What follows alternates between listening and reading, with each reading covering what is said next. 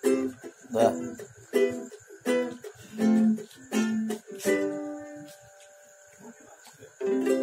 Oke, tepuk tangan buat Bapak Cenos. Ini balik lagi di balik layar anak langit. Gue coba sekarang bikin video di dalam video ya, bukan di balik layar ya. Karena kondisi lagi pandemi, kita nganggur, jadi nggak syuting, nggak bisa bikin video nih guys.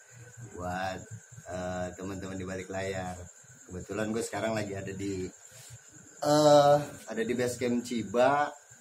Gue ketemu sama Pak Cenos. Pak Cenos ini beliau seorang sound recordist. Jadi kalau teman-teman nggak tahu sound recordist itu apa, tukang rekam audio. Jadi kalau kalian ngeliat video di TV, di film, di bioskop atau apapun itu, yang kalian lihat kan artis. Nah, artis itu ada suaranya. Nah, si suara itu beliau lah yang menata. Jadi penata suara ya, perekam suara. Perekam suara ya. Penata suara itu di post pro. Oh gitu, baik. Jadi gitu, teman-teman di balik layar ya. Jadi kalian jangan cuman tahu atau bisa lihat di video dan dengar suaranya, kalian juga harus tahu kesusahan kesenangan di balik layarnya seperti apa. Nah ini kebetulan kita nih kru film yang memang lagi nganggur nih, terus kita nggak bisa bikin video buat di balik layar anak langit. Ya gue coba bikin video seperti ini, mudah-mudahan ada manfaatnya. Kita coba kupas tuntas, ngobrol bareng sama kru film, kehidupan di balik layar itu seperti apa sih kira-kira gitu. Apalagi di zaman pandemi ini. Kira-kira kalau buat ini sendiri nih Pak Cenos sendiri sebagai soundman ya, sebagai penata suara ya. Gimana Pak Cenos buat di zaman sekarang ini, kira-kira menurut Pak Cenos nih apa yang kira-kira bisa dilakukan selain syuting? Ya apa aja sih sebenarnya, selain syuting ya ada kegiatan lain. Oh gitu. Iya. Kayak beli proyek. Oh gitu. Oke. Iya. Ini Ya jadi kan semua kan seni ya kan. Berhubungan dengan seni gitu kan. Apapun itu gue lakuin yang berhubungan dengan seni. Oke. Oh ya guys, ini harus tahu. Jadi seniman itu bukan cuman kru film ya atau apalah itu.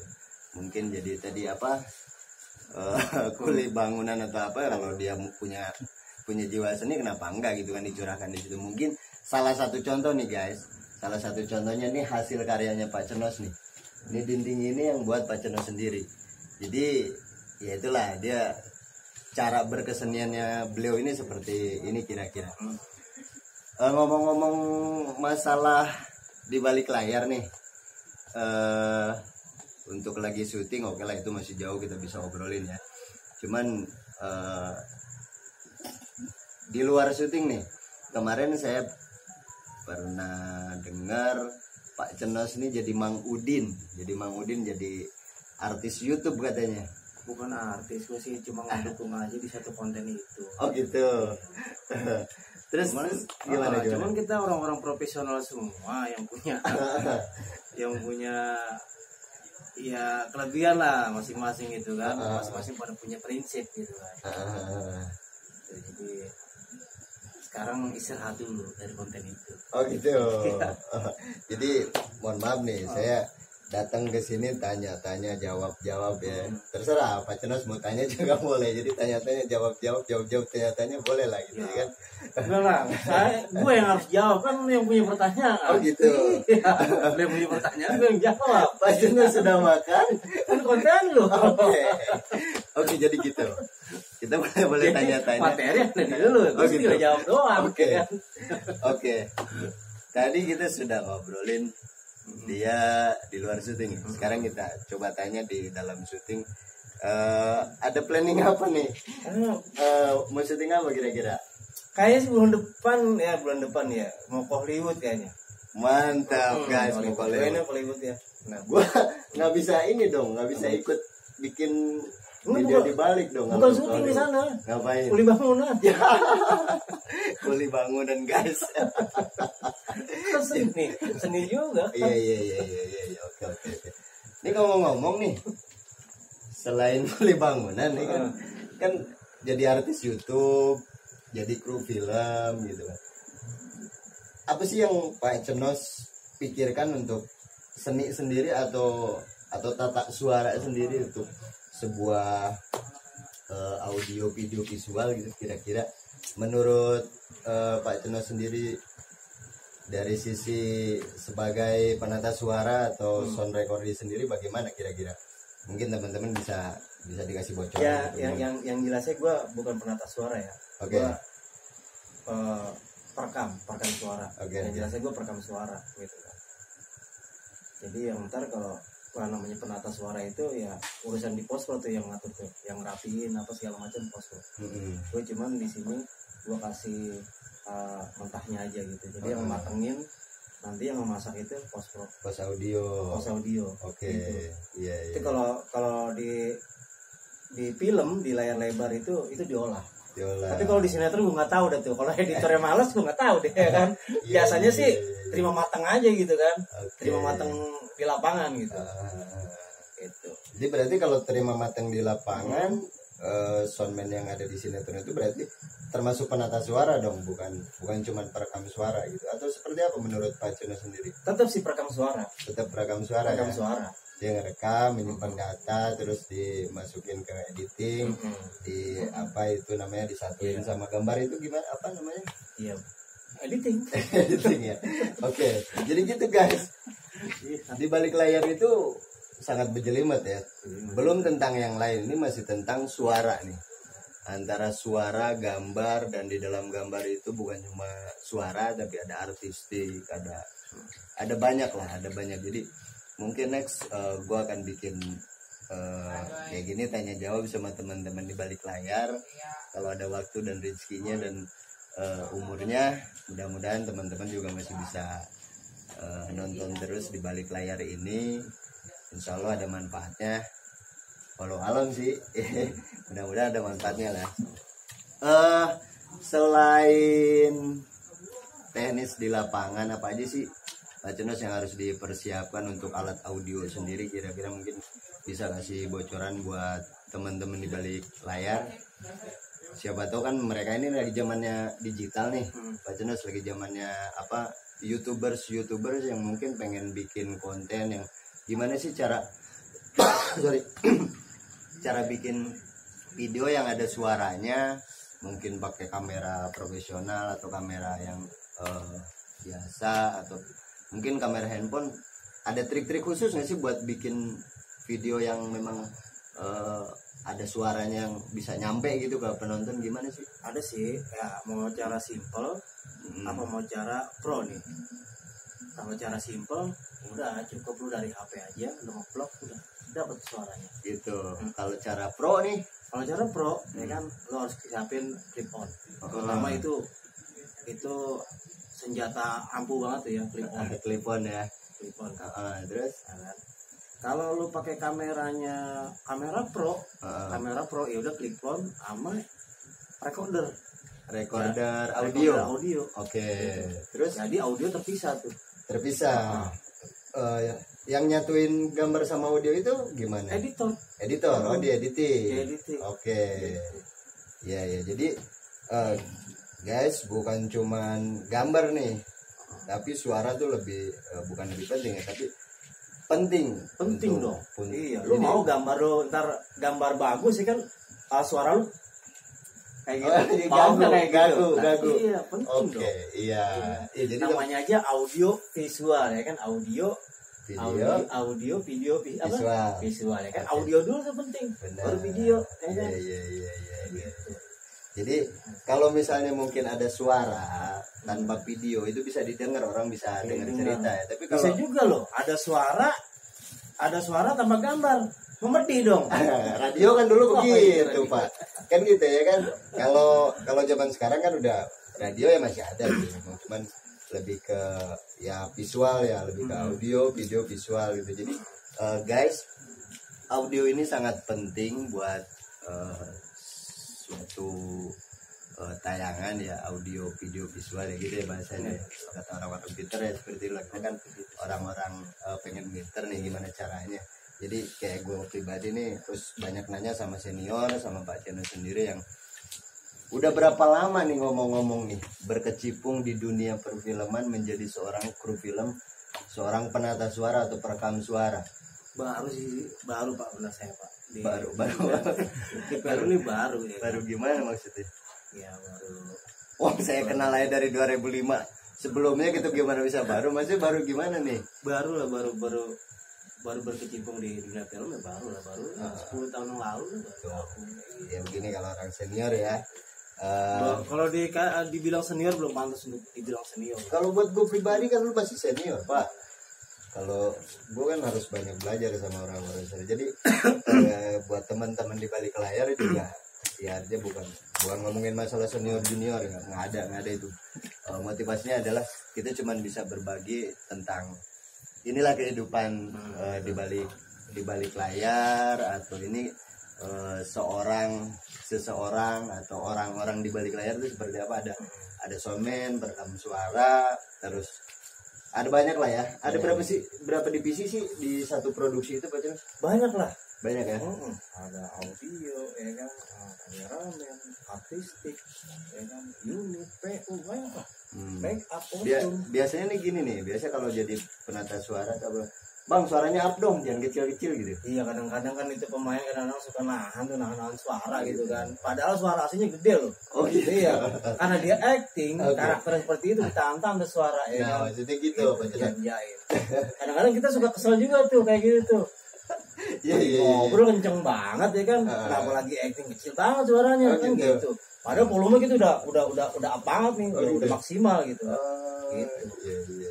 Potensio volume udah maksimal tapi suaranya masih kecil aja. Ya otomatis dong kita teriak.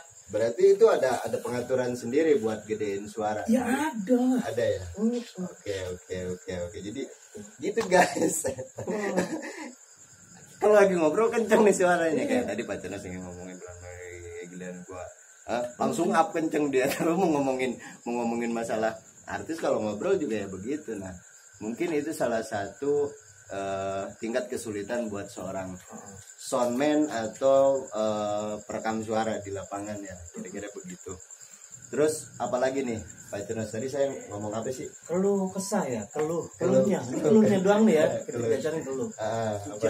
Hujan. Terus kalau misalnya itu ada adegan hujan dalam adegan, itu oke.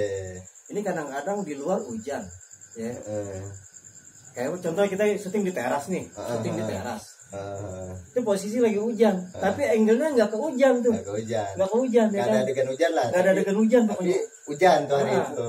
Terus gimana tuh? Sutradara ngomong, Mas, bisa nggak nih? Bisa. Kenapa nggak bisa ya kan? Tembus ke suara hujan. Somen mana yang bisa ngebackup suara hujan ya kan? Gitu. Tembus. Terus syuting ya kan gitu. Masalah ini mah ya urusan editing ntar. Gitu kan. Ya kan maksain namanya. Iya. Apalagi stripping kan kayak gitu. Ya, program stripping tuh memang dibilang hari ini syuting, siang, malam tayang. Jadi gitu. apapun kondisinya harus dihajar. Gitu. Apapun kesulitannya berarti harus siap ya. Itu bukan cuma dari audio tapi segala faktor mungkin ya apapun itu ya kan, kayak adegan hujan gitu. Kalau kita bilang nggak bisa, nanti buat alasan tuh soundman-nya nggak bisa gitu. Terus bener nggak sih? Terus ya udah kita hajar aja ya kan semaksimal mungkin, tapi tetap semaksimal mungkin ya kan. Kita main bejak sono bejak sini kayak cucian tuh kan, kita bejak sono bejak sini gitu kan. Yang penting ngadepin kayak gitu dominan objek. Oke. Itu aja sih. Dominan. Kalau untuk menghilangkan suara hujan nggak bakalan Bisa, bisa hilang. Ini buat sinetron sendiri Untuk ya. sinetron. Kalau untuk layar lebar pasti berhenti lah, pasti break. Nggak mungkin lah ya. Nggak mungkin terus. Iya. Ya, Sampean yang Gitu. sering layar lebar ya kan. Meledek. Kalau ada kan hujan begitu mau berhenti apa mau terus? Bobo. Bobo kan. Nggak mau saya. Gitu. Jadi gitu guys.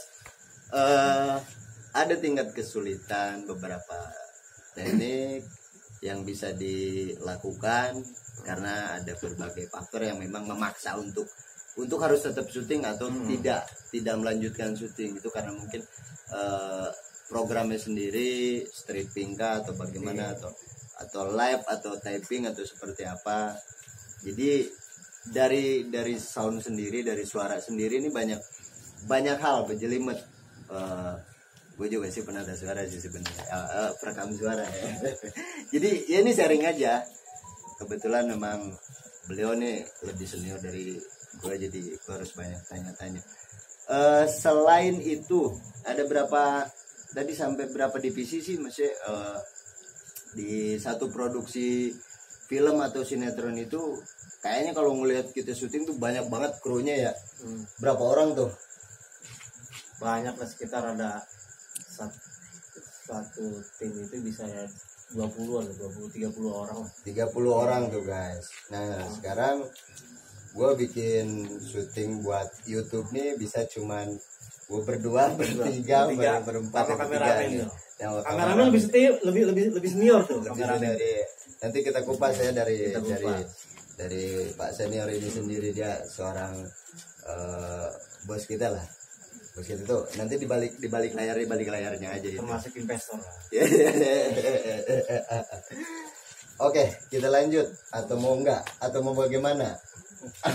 Durasi udah berapa nih? Gak apa-apa.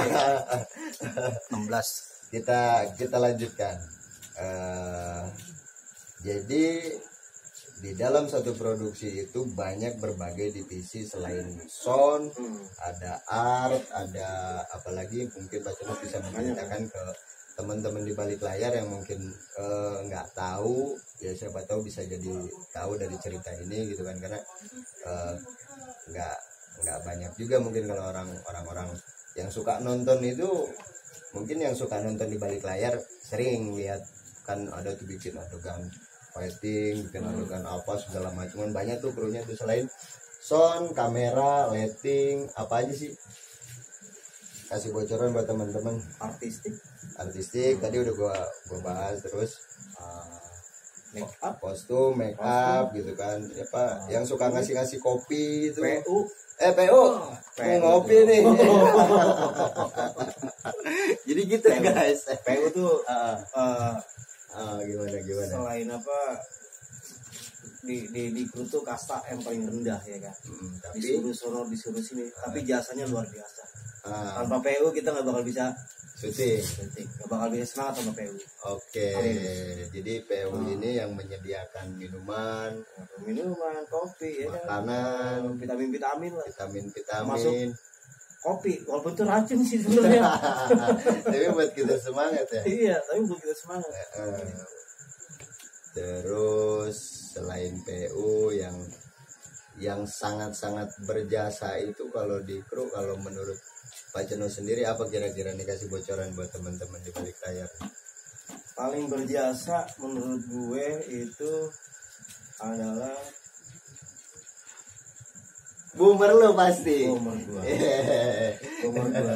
Tanpa bomber, Tormen nggak jadi apa-apa.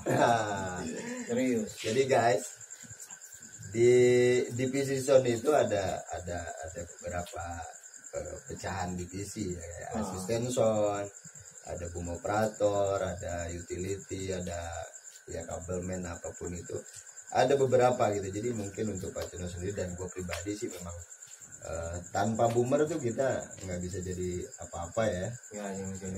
Itu buat sound sendiri ya. Sama mungkin ketika seorang kameramen tanpa rating mungkin, atau tanpa fokus puller, atau seorang sutradara tanpa astrada gitu. Itulah kira-kira cerita-cerita di balik layar ini. Makin seru sih sebenarnya kalau kita kupas sampai tuntas ya. Cuman mungkin Ini udah malam juga, gue bertamu juga ke BSM, jangan lama-lama kali yang enak karena ini luang lingkup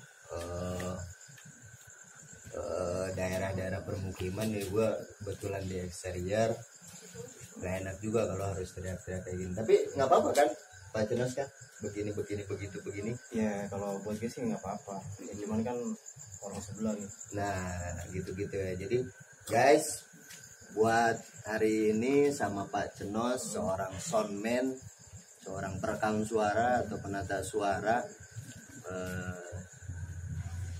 sampai segitu dulu ngobrolnya. Mudah-mudahan ada manfaatnya, mudah-mudahan ya. Tapi apa kira-kira manfaatnya ya? Kalau ada manfaatnya ya lu ambil lah manfaatnya. Kalau nggak ada manfaatnya lu pas aja. Oke, jadi gitu ya. Gitu. Yang baiknya kita ambil, yang buruknya nggak usah diceritain, atau nggak usah dipakai, atau nggak usah diingat, lupakanlah. Jadi begitulah kira-kira buat hari ini ngobrol sama Pak Cenos untuk seputaran di balik layar, atau orang di balik layar, atau lebih tepatnya kru film lah ya. Insya Allah next video gue mau bikin lagi sama siapa gitu kira-kira yang bisa didatengin atau bisa ngobrol di BSM di sini, lebih asik juga karena selain ini tempat ngumpul ya, gue juga sering ke sini. Di sini ada tempat-tempat, iya bukan di sini ada tempat ya, di sini tempatnya memang penyewaan alat audio gitu kan, tempat ngopi ngobrol. Kami ini sering sharing di sini lah, teman-teman sound recordis ya, dari teman-teman lah, kira-kira seperti itulah.